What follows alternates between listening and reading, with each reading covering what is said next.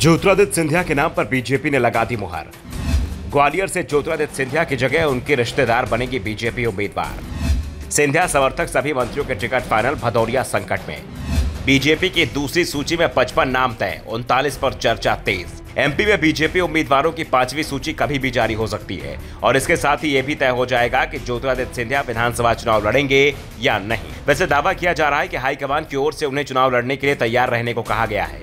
सिंधिया का नाम 3 सीटों के लिए चल रहा था, जिसमें ग्वालियर पूर्व, ग्वालियर दक्षिण और शिवपुरी की सीट शामिल थी। और अब जो संकेत है उसमें साफ है कि पार्टी ने ग्वालियर पूर्व और ग्वालियर दक्षिण से अपने उम्मीदवार तय कर दिए हैं।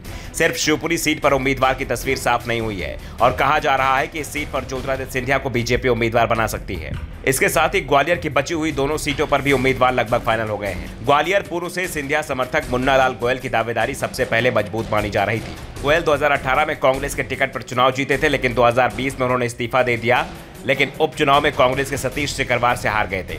सतीश सिकरवार पहले बीजेपी में थे। जब गोयल कांग्रेस छोड़ बीजेपी में गए तो सिकरवार बीजेपी से कांग्रेस में चले गए थे।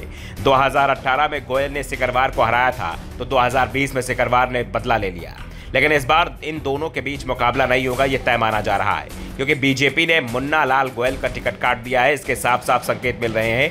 ग्वालियर पूर्व से गोयल के अलावा बजरंग दल के पूर्व राष्ट्रीय अध्यक्ष जयभान सिंह पवैया भी दावेदारी कर रहे थे और उनका नाम सबसे आगे माना जा रहा था। लेकिन अब लगता है इस मामले में सिंधिया की ही चलती दिखाई दे रही है, क्योंकि बीजेपी ने यहां से उनकी रिश्तेदार माया सिंह के नाम पर मुहर लगा दी है। इसी तरह से ग्वालियर पूर्व की सीट पर भी बीजेपी के कई दिग्गजों की दावेदारी थी।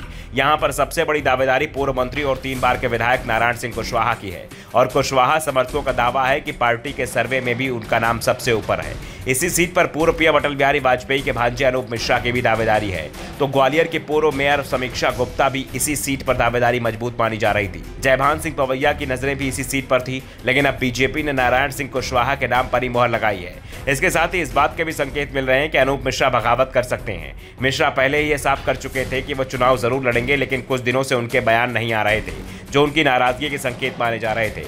दावा तो यहां तक किया जा रहा है कमलनाथ अनूप मिश्रा के संपर्क में है और इसी के लिए ग्वालियर जिले की एक सीट को छोड़कर पार्टी ने यहां सभी पर अपने उम्मीदवारों के नामों का ऐलान कर दिया है। सिर्फ ग्वालियर सीट से नहीं किया है, जहां पर सिंधिया समर्थक प्रद्युम्न सिंह तोमर बीजेपी उम्मीदवार हैं। संकेत तो यहां तक दिए जा रहे हैं कि अगर बीजेपी ने अनूप मिश्रा को टिकट नहीं दिया तो कांग्रेस उन्हें ग्वालियर से उम्मीदवार बना सकती है, लेकिन इसके लिए अनूप मिश्रा को कांग्रेस में शामिल होना होगा।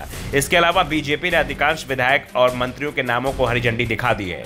सिंधिया समर्थक सभी मंत्रियों के टिकट तय कर दिए गए हैं, लेकिन मेहगांव सीट से विधायक ओपीएस भदौरिया के टिकट पर संकट आता दिखाई दे रहा है। कांग्रेस ने यहां से राहुल भदौरिया को टिकट दिया है, जो ओपीएस की ही जात के हैं।